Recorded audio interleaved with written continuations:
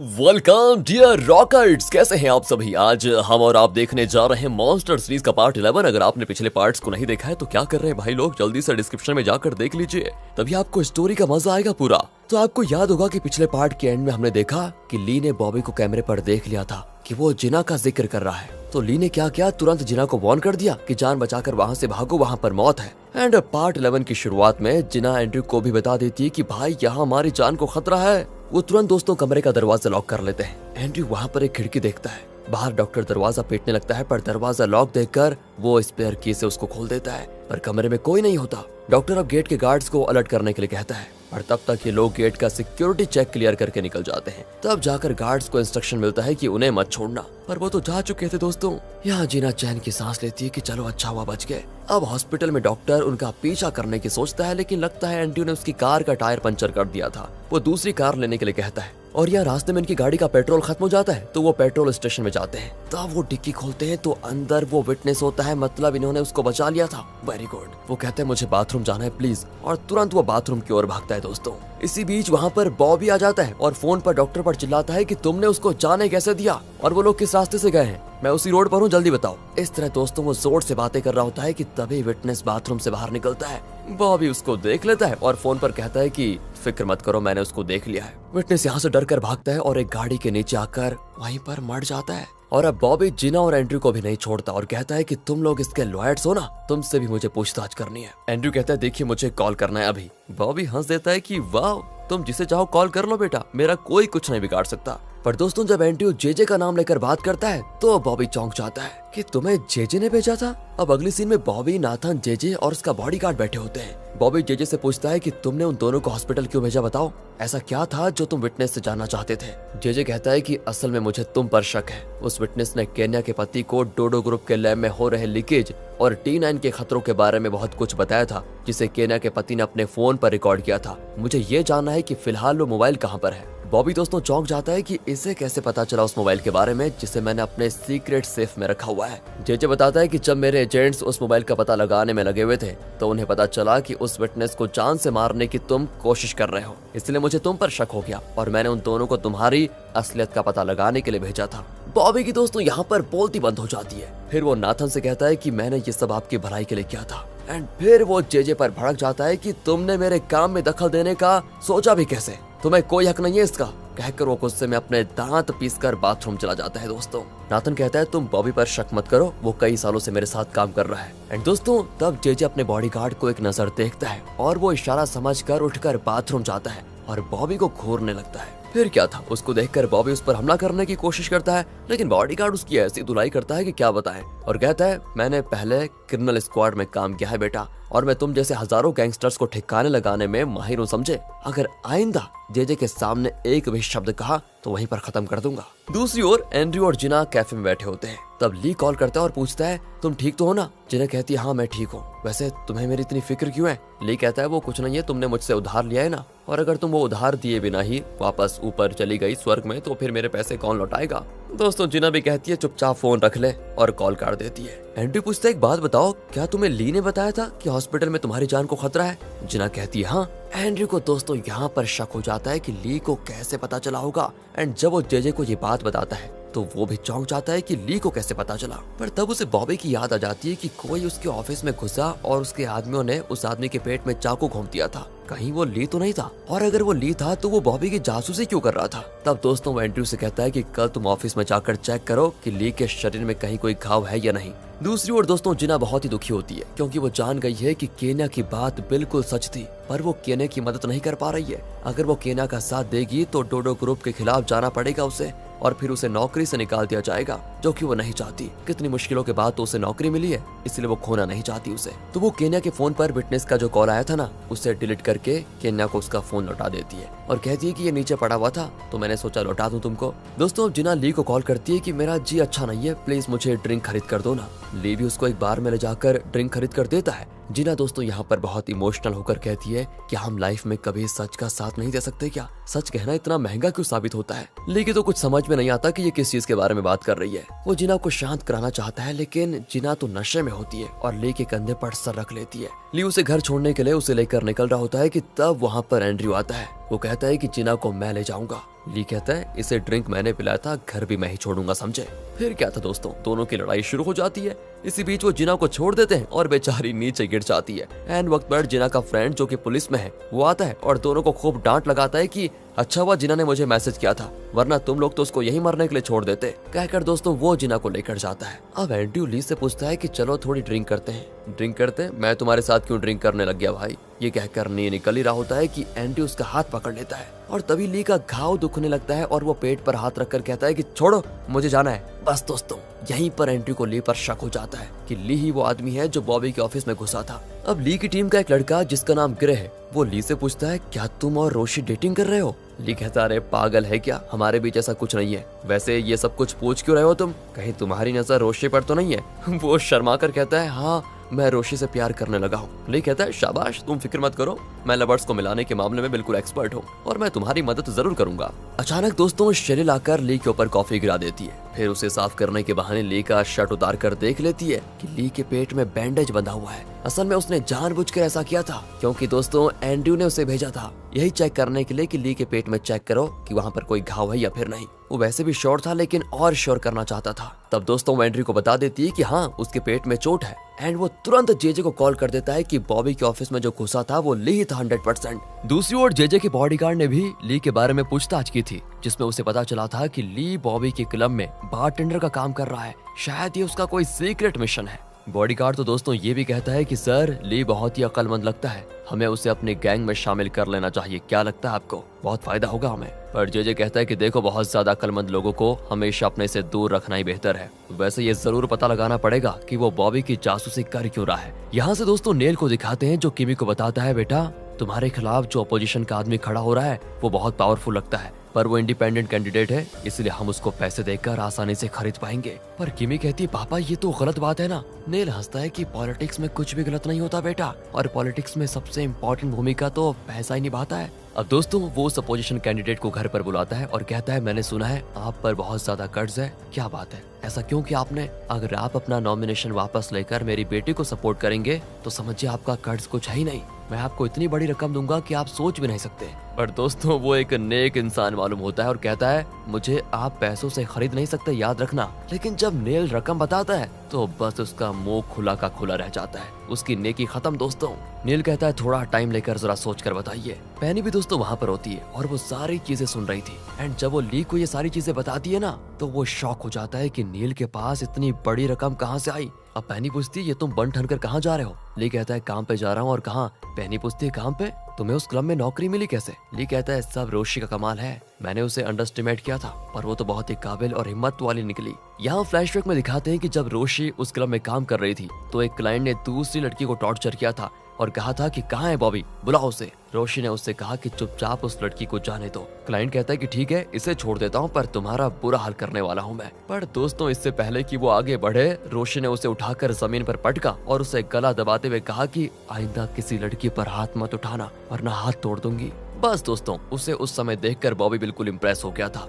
उसने रोशी को अकेले में बुलाकर उसकी हिम्मत और फाइटिंग की खूब तारीफ की थी। वो रोशी से पूछता है कि तुम्हें और क्या क्या आता है। रोशी उसे कई बातें बताती है। उसे ली की बात भी याद आती है कि तुम बॉबी को ये बताना कि तुम्हें मसाज करना भी आता है। बस दोस्तों रोशी भी बॉबी से कह देती है कि हाँ मैं मसाज बहुत बढ़िया करती हूँ। बॉबी कहता है ये तो बड़ी अच्छी बात है, वैसे मेरे शरीर में बहुत दर्द हो रहा है तो मेरा मसाज कर दो ना। और दोस्तों अब उसी मसाज के लिए ली तैयार हो रहा है। प्रेजेंट में दिखाते हैं कि ली क्लब में पहुंच चुका है जहां रोशी भी है। ली कहता है कि सावधान रहना कहीं वो तुम्हारे साथ कुछ उल्टा सीधा ना कर दे। रोशी कहती है कि अगर वो ऐसा कुछ करेगा तो बस उसकी जिंदगी का वो आखिरी पल होगा, समझ लो। ली कहता है कि अरे हाँ मैं भी किसकी फिक्र कर रहा हूँ, मुझे तुम्हारे बारे में फिक्र करनी नहीं चाहिए, उल्टा मुझे तो बॉबी की फिक्र करनी चाहिए कि पता नहीं तुम उसका क्या हाल करोगी।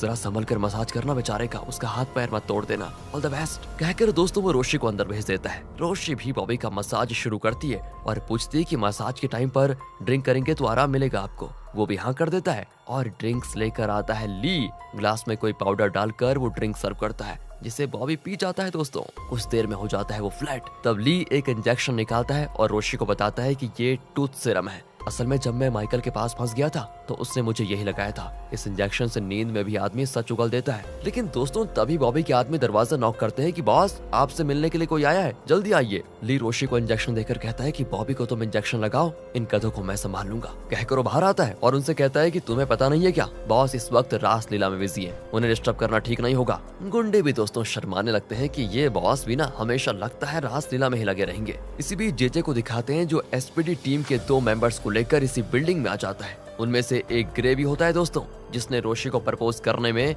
ली की मदद मांगी थी, याद है ना आपको। यहाँ बॉबी बेहोश हो चुका था तो ये दोनों उसके गले से वो हार्ड डिस्क निकालकर उसे कॉपी करने लग जाते हैं। फिर उसके फिंगरप्रिंट्स को यूज करके सेफ भी खोल देते हैं और बॉबी को दूसरी तरफ धक्का दे देते हैं। लॉकर में होता है ढेर सारा सोना, डॉक्यूमेंट्स, काले धन का हिसाब किताब वगैरह वगैरह। वहाँ पर एक मोबाइल भी होता है जो सबसे इम्पोर्टेंट है, जिसके पीछे एक फैमिली फोटो होती है। आपने पहचान लिया होगा इस फोटो में कौन है, पर ली इसकी इम्पोर्टेंस नहीं जानता और उसे वहीं फेंक देता है। दोस्तों वो डॉक्यूमेंट्स वगैरह की फोटो ले लेते हैं। जेजे बाहर बैठा होता है तो उसका गार्ड बताता है कि ली यहीं पर है, हम उसे अभी पकड़ सकते हैं। लेकिन जेजे कहता है कि उसे पकड़ने के बजाय हमें ये जानना है कि वो असल में किसके लिए ये सारा इन्फॉर्मेशन कलेक्ट कर रहा है, हमें उसका असली मकसद भी पता चलना चाहिए। तो अब ली बॉबी से उसके स्विस बैंक की सारी डिटेल्स ले लेता है, जहाँ उसने सारा काला धन डिपॉजिट करके रखा हुआ है। एंड जब काम खत्म हो जाता है तो रोशी कहती है कि मुझ पर अटैक करो वरना इन लोगों को हम पर शक होगा। अगले सीन में रोशी घायल हालत में बॉबी के असिस्टेंट के पास आती है और कहती है बॉबी ने मुझे बहुत मारा, मुझे पता नहीं वो इस तरह का जानवर था